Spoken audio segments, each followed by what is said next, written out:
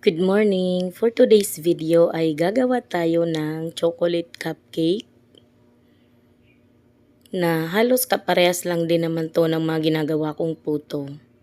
So ito yung mga ingredients niya: 3 tablespoon ng cocoa powder, 1 cup ng cake flour, 1 teaspoon ng baking powder, 1 teaspoon vanilla, saka yung mga candies na sprinkles.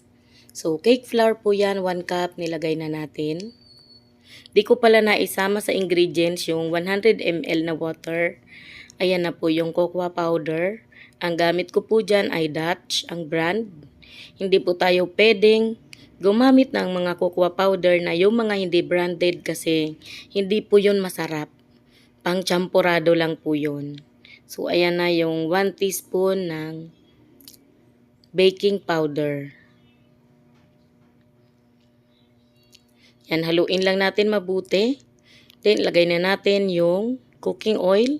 Pwede kang gumamit ng palm oil, ng melted butter, pwede rin. Mas masarap po yun. So, nalagay na natin halos yung lahat. Haluin mabuti.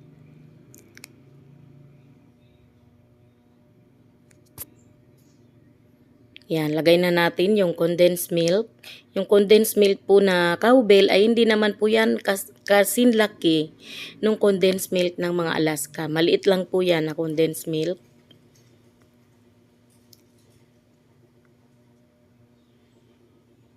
Haluin muna natin.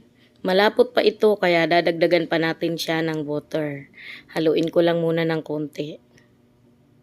So, konti lang talaga tong ginawa natin ngayon. So, 100 ml po yun na water. Yan, i-steam lang po natin to. Hindi po ito iluluto sa oven.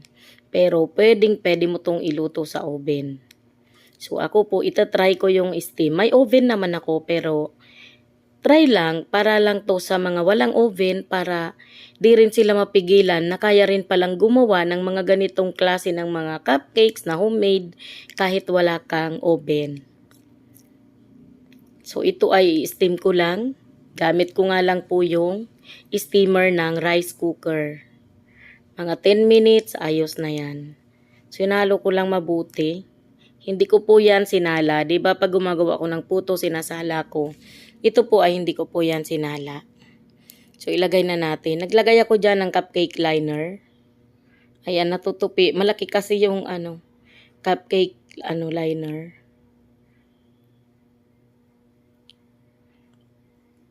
Habang ginagawa natin po itong paglalagay natin dito sa mga molder natin, dapat ay nagpapakulo na tayo ng tubig sa steamer natin kasi ang steamer po ay ang pag-steam po dapat ilalagay mo kung kailan kulong-kulo na.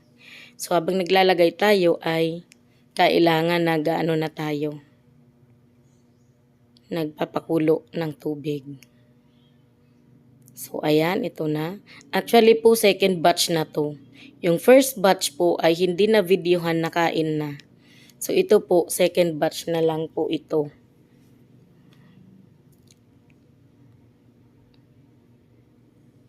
Ayan, may nag-request lang po sa akin na gumawa lang naman daw ako ng yung kaunti lang, yung pang lang, para lang daw sa anak niya. So, 1 cup yung suggest niya.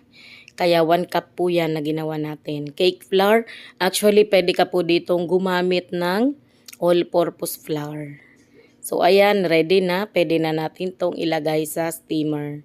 So, kapag gagawa po tayo ng mga ganito, lagyan po natin ng tela yung takip ng ating steamer kung saan tayo magluluto para hindi po siya matuluan.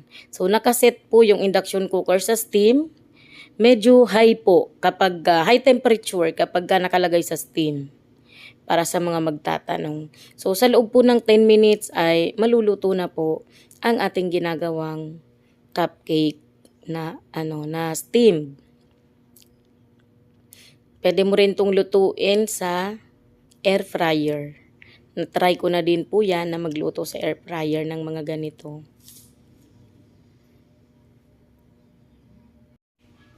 Ayan na, after 10 minutes, ayun, pa. Ito na po ang ating cupcake na in-steam natin. Ang ganda pala, no? Ang ganda rin niya. Ayan, bumuka siya ng husto. Ayan, so nilagyan ko lang yan ng sprinkles. Pang-attract ko lang yan sa anak ko na medyo mahirap talagang pakainin. Lalo pag mga ganitong homemade. So, yun lang po muna for today's video.